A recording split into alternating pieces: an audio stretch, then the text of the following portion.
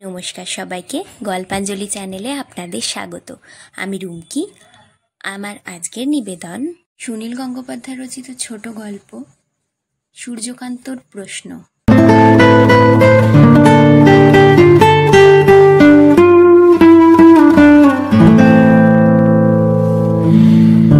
নার্সিংহোমের খাটে শুয়ে সূর্যকান্ত কি ভাবছেন এখন? সাদা ধবধবে চাদরের ওপর সূর্যকান্তর লম্বা শরীরটা যেন পুরো খাট জুড়ে আছে। চোখ বোজা, একটা হাত বুকের ওপর রাখা। একটু দূরে জানালার কাছে বসে আছে একজন নার্স। ইঞ্জেকশন দিয়ে ঘুম পাড়িয়ে রাখা হয়েছিল সূর্যকান্তকে। কিছুক্ষণ আগে তিনি খানিকটা ছটফট করছেন। এখন তিনি ঘুমিয়ে না জেগে তা ঠিক বোঝা যাচ্ছে না। মমতা কাল সারা রাত সূর্যকান্তর শিয়রের কাছে বসেছিল জেগে। এখন তাকে জোর করে বাড়িতে পাঠিয়ে দেওয়া হয়েছে একটু বিশ্রাম নেওয়ার জন্য। আর কারুকে এখন এ ঘরে ঢুকতে দেওয়া হবে না। দরজার বাইরে থেকে অনেকেই উঁকি মেরে দেখে যাচ্ছে। নার্সিংহোমের বাইরে বেশ ভিড়।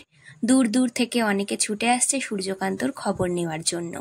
সূর্যকান্তর বয়স 52, বেশ নিটোল স্বাস্থ্য, লম্বা মেদহীন শরীর। কিছুদিন আগে সিগারেট খাওয়া ছেড়ে দিয়েছেন। অন্য কোনো নেশা নেই। এককালে খেলাধুলোর ঝোঁক ছিল। এখনও প্রায়ই শীতকালে ব্যাডমিন্টন খেলেন। তবু এরকম একটি কাণ্ড ঘটে গেল। খাদিমগঞ্জ থেকে একটা জিপে ফিরছিলেন সূর্যকান্ত। সারাদিন ধরে ধকল গেছে খুব। দুপুরে ভালো করে খাওয়াও হয়নি। সন্ধেবেলা হেরোডাঙ্গায় পৌঁছে সত্যনারায়ণ পুজোর সিন্নি খাওয়ার কথা। সূর্যকান্ত পরিশ্রম করতে পারেন প্রচণ্ড। তাঁর সঙ্গের লোকেরাও মেতে থাকে। খিদে তেষ্টার কথা জানাই না। পৌষ মাসের অপরাহ্ন আকাশের আলো মিলিয়ে যায় দ্রুত। রাস্তার দুপাশে খোলা মাঠ ধুধু করছে। পাতলা কুয়াশার মতন নেমে আসছে অন্ধকার। ঠান্ডা ঠান্ডা বাতাস বইছে। সূর্যকান্ত বসেছিলেন জিপের সামনে। সাধারণত তিনি সামনের সিটেই বসতে ভালোবাসেন। কখনো কখনো নিজেই জিপ চালান। কিন্তু বাবলু আর জয়দীপ কিছুতেই তাকে সামনে বসতে দেবে না। দুদিন আগেই একটা নির্জন রাস্তায় তাঁর জিপ আটকাবার চেষ্টা হয়েছিল। হঠাৎ দমাদ্দম করে এসে পড়েছিল পাথর। এর আগেও মানু দত্তর লোকেরা তাঁকে মেরে ফেলার চেষ্টা করেছে দুবার। সূর্যকান্ত ভয় পান না, কিন্তু বাবলু জয়দীপরা ঝুঁকি নিতে চায় না। থানা থেকে একজন বডিগার্ড দেওয়া হয়েছে। বন্দুক নিয়ে সে বসে আছে ড্রাইভারের পাশে। চলন্ত গাড়িতে বাবলু আর জয়দীপ নানা কথা বলে যাচ্ছে। সূর্যকান্ত চুপ করে শুনছিলেন। মাঝে মাঝে ছোট ছোট কিল মারছিলেন নিজের বুকে। কিসের যেন একটা অস্বস্তি হচ্ছে। খানিকটা বাতাস যেন আটকা পড়ে গেছে বুকের মধ্যে, কিছুতে বেরুতে পারছে না। এরকম তাঁর কখনো হয়নি আগে। কথার মাঝখানে হঠাৎ তিনি হাত বাড়িয়ে দিয়ে জিজ্ঞেস করলেন, দেখ তো বাবলু, আমার জ্বর এসেছে নাকি? বাবলু হাতটা ছুঁয়ে বললেন, কই না তো, গা তো গরম নয়। তারপর সে সূর্যকান্তর কপালে হাত রেখে তাপ অনুভব করতে গিয়ে চমকে উঠে বলল, এ কি সূর্যদা, আপনি ঘামছেন? সূর্যকান্ত বললেন, ঘামছি তাই না, মাঝে মাঝে শরীরটা ঝাঁ ঝাঁ করছে, ঠিক জ্বরের মতন, তারপরেই আবার ঘাম হচ্ছে। জয়দীপ বলল, আমার তো শীত শীত লাগছে, এর মধ্যে আপনার ঘাম হবে কেন? বাবলু বলল, তারপর দুরাত তো ঘুমই হয়নি। রাত 2-2:30টায় শুয়েই আবার ভোরে 5টায় ওঠা। সূর্যদা, আজ রাত 10টায় শুয়ে পড়বেন। ঘুম চাই ভালো করে, না হলে খাটবেন কি করে? সূর্যকান্ত বললেন, হ্যাঁ, আজ ঘুমোবো। খানিক বাদে সূর্যকান্ত আবার বললেন, বড্ড জল তেষ্টা পাচ্ছে রে, গাড়িতে কি জলের বোতল টোতল আছে? বাবলু আর জয়দীপ পরস্পরের দিকে তাকালো। গরমকাল নয়, তাই গাড়িতে জল রাখার কথা ওরা ভাবেনি। জয়দীপ বলল, আর মাইল 7 পরে কমলাপুর, সেখানে গিয়ে খাবেন। সূর্যকান্ত বুক চেপে ধরে বললেন, তেষ্টায় গলা ফেটে যাচ্ছে রে, অতক্ষণ থাকতে পারবো না, গাড়িটা এখানে থামাতে বলতো। এই মাঠের মধ্যে কোথায় জল পাওয়া যাবে? নালা ডোবা থাকলেও তো সেই জল পান করা যাবে না। গাড়ি চালাচ্ছে পরিতোষ। সে বলল, সামনে একটা কুঁড়ে দেখা যাচ্ছে, আলো জ্বলছে, ওখানে থামাবো? সূর্যকান্ত বললেন, হ্যাঁ থামা। মাঠের মাঝখানে জিপ থামলে হঠাৎ মানু দত্তের লোকেরা এসে হামলা করবে কিনা তা নিয়ে চিন্তায় পড়ে গেল বাবলু জয়দীপেরা। কিন্তু সূর্যকান্ত প্রায় ছটফট করছেন তৃষ্ণায়। জিপটা থামতে জয়দীপ বলল, আপনি বসুন সূর্যদা, আমি জল আনছি। সূর্যকান্ত বললেন, তোকে যেতে হবে না, আমি খেয়ে আসছি। যার বাড়ি তার সঙ্গে একটু কথাও বলে আসবো। বাবলু বলল, আপনার শরীর ভালো লাগছে না, আপনি বসুন, আমরা জল আনছি। সূর্যকান্ত সে কথা শুনলেন না, লাফিয়ে নামলেন জিপ থেকে। একটুখানি টলে গিয়ে আবার সোজা হয়ে দাঁড়িয়ে বললেন, এমন কিছু শরীর খারাপ নয় যে নিজে জল খেতে যেতে পারবো না। কুঁড়ে ঘরটা রাস্তা থেকে খানিকটা দূরে, একেবারে মাঠের মধ্যে। বাড়িটার সামনে একটা মস্ত তাল গাছ। বন্দুকধারী গার্ডটি নেমে দাঁড়িয়েছে জিপ থেকে। সূর্যকান্ত একটু হেসে বললেন, তোমায় আসতে হবে না, বন্দুক নিয়ে কি কেউ লোকের বাড়িতে জল চাইতে যায়? দুপাশে বাবলু আর জয়দীপ। সূর্যকান্ত রাস্তা ছেড়ে মাঠের মধ্যে নেমে এগিয়ে গেলেন কয়েক পা। তারপর এমনভাবে হঠাৎ চুপ করে মাটিতে পড়ে গেলেন যে বাবলু জয়দীপরা তাঁকে ধরারও সুযোগ পেল না। মাটিতে পড়ার সঙ্গে সঙ্গে সূর্যকান্তর জ্ঞান চলে গেছে। একটুক্ষণের জন্য দিশেহারা হয়ে গেল বাবলু জয়দীপরা। ছোটাছুটি করে কুঁড়ে ঘরটা থেকে জল এনে সূর্যকান্তকে খাওয়াবার চেষ্টা করল, মাথায় জল ছেটালো, কিন্তু কিছুতেই সূর্যকান্তর সাড়া এলো না। সূর্যকান্তর মতন একজন স্বাস্থ্যবান মানুষ কোনো কারণে আচমকা এমন অসুস্থ হয়ে পড়তে পারেন, সেই সম্পর্কে ওদের কোনো ধারণাই নেই। অজ্ঞান সূর্যকান্তকে নিয়ে নার্সিংহোমে পৌঁছতে পৌঁছতে হয়ে গেল রাত 10টা। হাসপাতালের বদলে নার্সিংহোমে নিয়ে আসার কারণ, ডাক্তার সন্তোষ মজুমদার সূর্যকান্তর বন্ধু মানুষ। নার্সিংহোম ছেড়ে এক জায়গায় তাস খেলতে গিয়েছিলেন, তাঁকে খুঁজে আনতে সময় লেগে গেল আরও আধ ঘন্টা। সূর্যকান্তকে এক নজর দেখেই সন্তোষ মজুমদারের মুখখানা ফ্যাকাশে হয়ে গেল, তিনি নিজেই যেন অজ্ঞান হয়ে যাবেন। সূর্যকান্তকে ইন্টেন্সিভ কেয়ার ইউনিটে এনে ওষুধ দিতে দিতে সন্তোষ মজুমদার সব ঘটনা শুনলেন।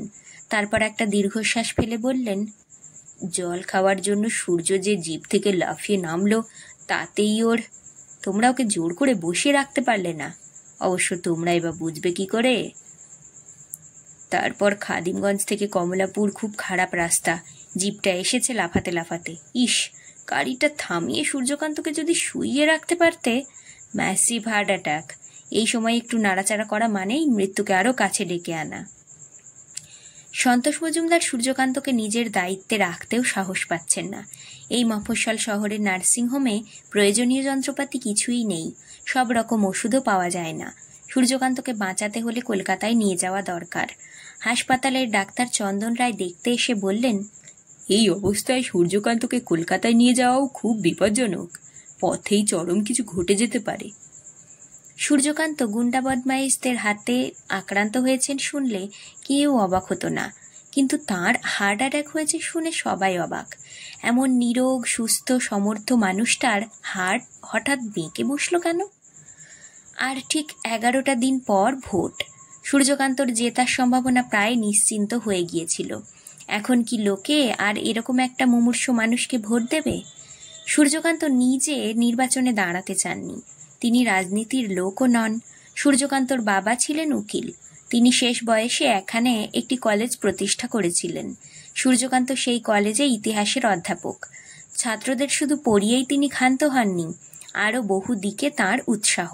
ছাত্রদের সঙ্গে খেলাধুলো করা, পিকনিকে যাওয়া, গান গাওয়া, এসব তো আছেই। তাছাড়া তিনি ছুটির সময় ছাত্রছাত্রীদের ছোট ছোট দল করে বিভিন্ন গ্রামে পাঠাতেন, যাতে গ্রামের নিরক্ষর মানুষরাও কিছুটা লেখাপড়ার স্বাদ পেতে পারে। গ্রামের মানুষদের কিছু কিছু স্বাস্থ্যবিধি বোঝানো, গাছপালা রক্ষা করা বিষয়ে সচেতন করে তোলা, এইসব কাজ নিয়েও তিনি ঘুরেছেন বহু গ্রামে। এ মহকুমার অনেকেই তাঁকে চেনে। এই এলাকায় আগে পরপর 3বার এমপি হয়েছিলেন বিধুভূষণ রায়, পুরনো আমলের জেলখাটা আদর্শবাদী মানুষ। সবাই তাঁকে শ্রদ্ধা ভক্তি করে। তাঁর মৃত্যুর পর থেকেই ডামাডোল চলছে, একবার বামপন্থীরা একবার কংগ্রেসিরা জেতে, দুপক্ষে মারামারি হয়। গত নির্বাচনে হঠাৎ জিতে গেল মানু দত্ত নির্দল প্রার্থী হিসেবে। মানু দত্ত যে গুন্ডা ও স্মাগলারদের নেতা তা সবাই জানে। সে 3-4খানা পেট্রোল পাম্পের মালিক। আর কত রকম ব্যবসা তার আছে তার ঠিক নেই। প্রচুর টাকা ছড়ায় বলে তার সাঙ্গপাঙ্গ অনেক। গুন্ডা সর্দারও দিব্যি ভোটে জিতে যায়। জিতে যাওয়ার পর মানু দত্ত অন্যান্য দলের সঙ্গে দরাদরি শুরু করে দিল। সে কখনো এ দলে কখনো ও দলে যায়। পুলিশও তাকে ভয় পায়। সূর্যকান্ত এসব নিয়ে মাথা ঘামাননি। একদিন তার ছেলে নীলকান্ত বলল, বাবা, আমাদের এই মহকুমার মানু দত্তের মতন একজন বদমাস লোক নেতা সেজে যাচ্ছে। সে চতুর্দিকে অত্যাচার করে বেড়ায়, চোর ডাকাতদের পোষে, তবু সে লোকসভায় আমাদের প্রতিনিধিত্ব করবে। এটা ভাবতে আমাদের লজ্জা করে। সূর্যকান্ত দীর্ঘ নিঃশ্বাস ফেলে বলেছিলেন, সত্যি তো লজ্জার কথা। দেশটা এইরকমই হয়ে যাচ্ছে। জানিস, ওই মানু দত্ত আমার সঙ্গে স্কুলে পড়তো, এক ক্লাসে। স্কুল ফাইনাল পাস করতে পারেনি, তার আগে থেকেই ও স্মাগলারদের সঙ্গে মিশতে শুরু করে। এখন সে দিল্লিতে মন্ত্রীদের সঙ্গে ওঠা বসা করে। নীলকান্ত বলল, বাবা, আমার কলেজের বন্ধুরা বলছে তোমাকে দাঁড়াতে। মানু দত্তকে যে কোনো উপায়ে এবার হারানো দরকার। সূর্যকান্ত সে প্রস্তাব হেসে উড়িয়ে দিয়েছিলেন, কিন্তু তার পরদিন থেকে দলে দলে ছেলে এসে তাকে ওই একই অনুরোধ জানাতে লাগলো। সূর্যকান্ত যতই অস্বীকার করেন ততই তারা চেপে ধরে। এলো ছোটখাটো ব্যবসায়ীরা, তারা সূর্যকান্তকে সাহায্য করবে। স্কুল কলেজের শিক্ষকদের একটা বিরাট দল এলো ওই একই প্রস্তাব নিয়ে। একসময় সূর্যকান্ত নিমরাজি হলেও ঘোর আপত্তি তুললেন মমতা। রাজনীতি মানেই অনেক নোংরা ব্যাপার, অনেক মিথ্যে কথা ও গালাগাল, অন্য পার্টির ওপর কুৎসিত দোষারোপ, টাকা পয়সায় ছিনিমিনি খেলা। এই পরিবেশের মধ্যে তিনি তার স্বামীকে যেতে দিতে চান না কিছুতেই। তখন একদল ছাত্র অনশন করতে শুরু করলো এই বাড়ির সামনে। নীলকান্তও তাদের মধ্যে একজন। দুদিন সেই ছেলেরা একেবারে কিছুই না খেয়ে শুয়ে থাকার পর মমতা কেঁদে ফেললেন। তখন সূর্যকান্ত রাজি হলেন এই শর্তে যে তিনি কোনো দলের হয়ে দাঁড়াবেন না, কারুর কাছ থেকে টাকা নেবেন না। কেউ যদি গাড়ি দিয়ে সাহায্য করে কিংবা স্বেচ্ছাসেবকদের একবেলা খাওয়াতে চায় তাহলে ঠিক আছে, তার নিজের বিশেষ টাকা নেই। অন্যের টাকা নিয়েও তিনি নির্বাচনে লড়বেন না। সূর্যকান্ত নির্দল হিসেবে দাঁড়াবার পর বামপন্থী এবং কংগ্রেসিরা আলাদা আলাদাভাবে এসে তাঁকে ধরেছিল নিজেদের দলে আসবার জন্য।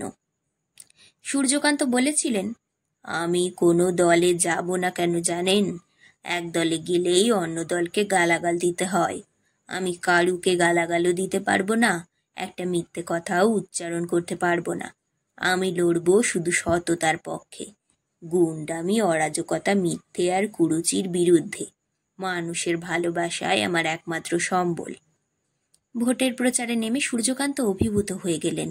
সাধারণ মানুষ আসলে দলাদলি, অশান্তি, ধর্মীয় বিরোধ এসব কিছুই চায় না। তিনি যেখানেই যান হাজার হাজার লোক তাঁর কথা শুনতে আসে। মুসলমানরা তাঁকে নিজেদের বাড়িতে ডেকে নিয়ে যায়, হরিজনরা চাঁদা তুলে তার লোকজনেদের খাওয়ায়, হিন্দুরা তাঁকে আশীর্বাদ করে। সূর্যকান্ত সব জায়গায় বললেন, আমি মন্দির কিংবা মসজিদ গড়ার পক্ষে নই। আমি চাই আরও স্কুল, কলেজ, হাসপাতাল হোক, গ্রামের মেয়েদের উপার্জনের ব্যবস্থা হোক। ধর্ম থাকুক যার যার বাড়িতে, আর আমি ধর্মের বিপক্ষে নই, কিন্তু ধর্মের নামে যারা ছুরি বোমা চালায় তারা সবাই পাষণ্ড, অধার্মিক। আপনারাও এই কথাটা ঘোষণা করুন।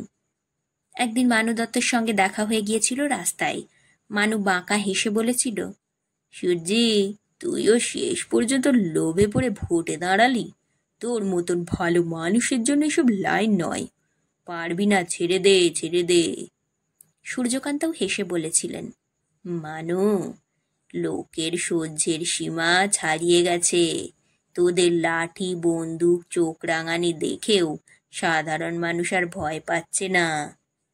তুই এবার সব ছেড়ে দে, নইলে দেখবি একদিন হাজার হাজার নিরীহ মানুষ তোদের মতন লোকেদের তাড়া করছে।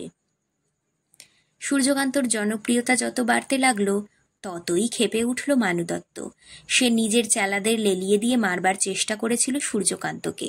তিনি বডিগার্ড নিতে চাননি, তবু থানা থেকে একজনকে দেওয়া হয়েছিল। সবাই বুঝে গিয়েছিল সূর্যকান্ত নির্ঘাত জিতবেন। তার মধ্যে হঠাৎ বজ্রপাতের মতন এরকম একটা ব্যাপার হয়ে গেল। ডাক্তারদের চোখ মুখ দেখলেই বোঝা যায় সূর্যকান্তর বাঁচার আশা খুব কম। কয়েকদিন বা কয়েক ঘন্টার আয়ু আছে তাঁর। প্রথম দুদিন সম্পূর্ণ ঘোরের মধ্যে কাটলেও আজ সূর্যকান্তর জ্ঞান ফিরেছে। তিনি চোখ বুজে আছেন, কারুর সঙ্গে কথা বলতে ইচ্ছে করছে না, কিন্তু তার মাথা পরিষ্কার। একটা কথাই তার মনে আসছে বারবার, কেন এরকম হলো? শরীরের ওপর তেমন অত্যাচার করেননি কখনো, হৃদযন্ত্রটা তবু কেন এমন দুর্বল হলো?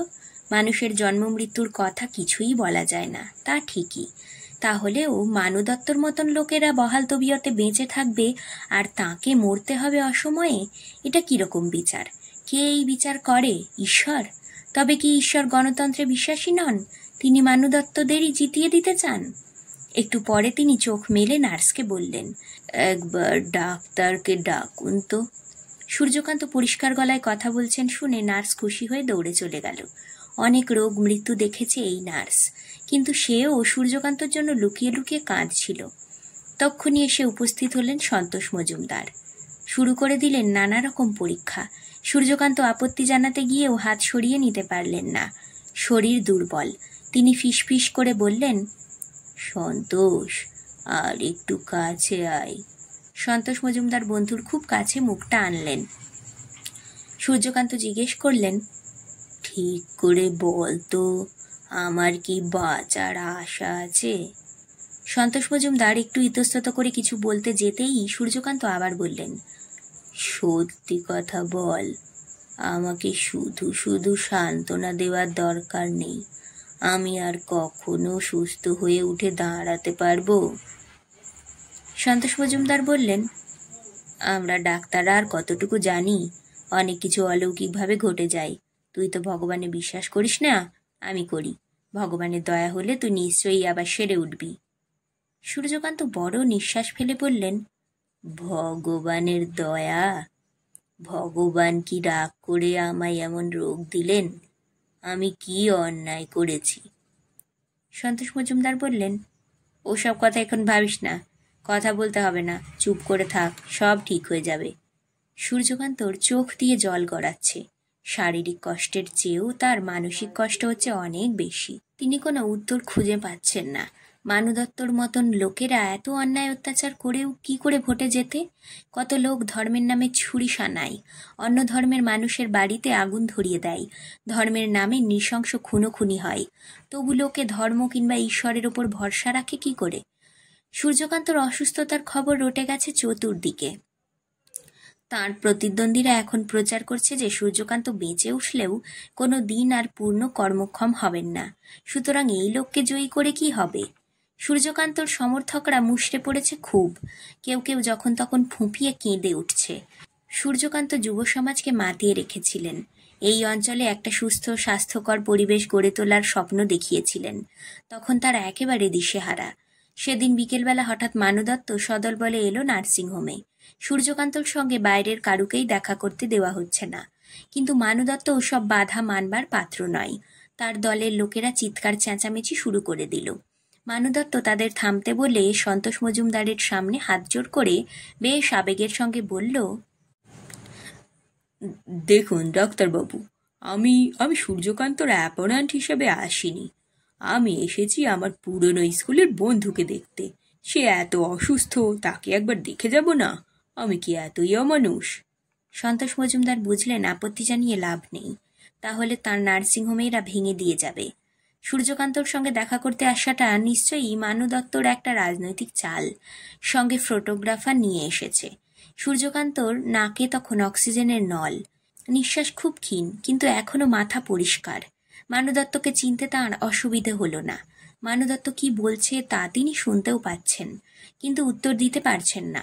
খানিকক্ষণ মামুলি সান্ত্বনার কথা বলার পর মানু দত্ত খুব কাছে এসে বলল, সূর্য, তুই আমার পুরনো বন্ধু, তোকে আমি বাঁচাবই। মতভেদ যতই থাকুক, তবু বন্ধুকে বন্ধু দেখবে না? তোর জন্য কলকাতা থেকে আমি বড় ডাক্তার আনবো। যত টাকা লাগে লাগুক, আমাকে গাড়িতে ডাক্তার আনতে পাঠাচ্ছি এখনই।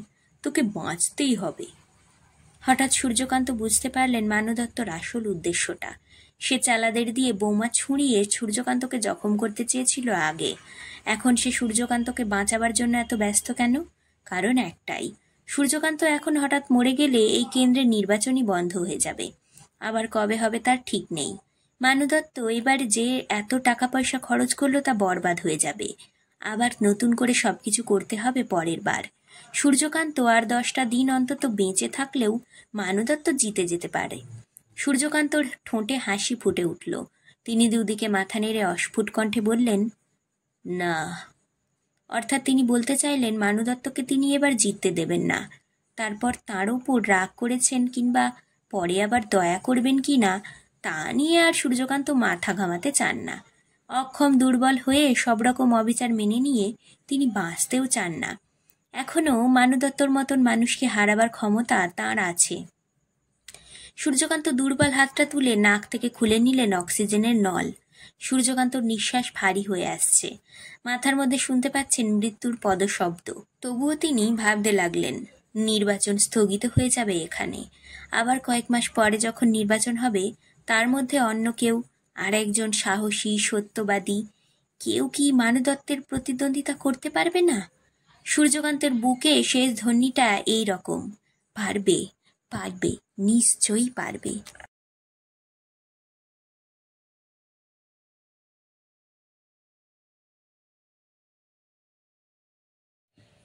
আজকের গল্প পাঠ এখানেই শেষ। গল্প পাঠ ভালো লাগলে অবশ্যই একটা লাইক দিয়ে যাবেন, আর নিজের চেনা পরিচিত মানুষদের সাথে শেয়ার করে দেবেন। আর আজ যারা নতুন আমার চ্যানেলে, অবশ্যই সাবস্ক্রাইব করবেন। আপনার একটি সাবস্ক্রিপশান আমাকে আরও অনেক নতুন গল্প পড়তে অনুপ্রেরণা যোগাবে। ধন্যবাদ, ভালো থাকবেন সবাই।